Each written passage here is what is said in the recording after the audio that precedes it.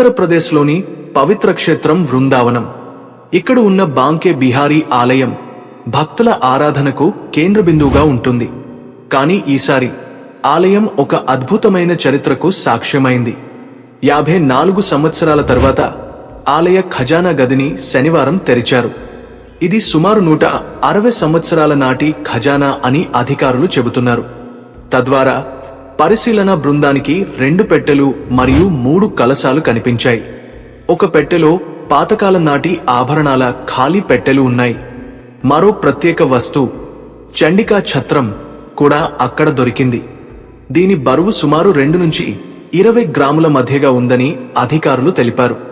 ఈ ఖజానాను ఆలయ ట్రస్ట్ మరియు జిల్లా అధికారుల సమక్షంలో తెరిచారు. నిపుణులు చెబుతున్నారు, ఈ వస్తువులు ఆలయ చరిత్ర, ఆ కాలపు కళా సంప్రదాయానికి నిదర్శనం అని. వృందావనం ఎప్పుడూ శ్రీకృష్ణ భక్తితో నిండిన ప్రదేశం. ఇప్పుడు ఈ ఖజానా ఆ భక్తి వెనుక దాగి ఉన్న చారిత్రక విలువను మళ్లీ గుర్తుచేసింది.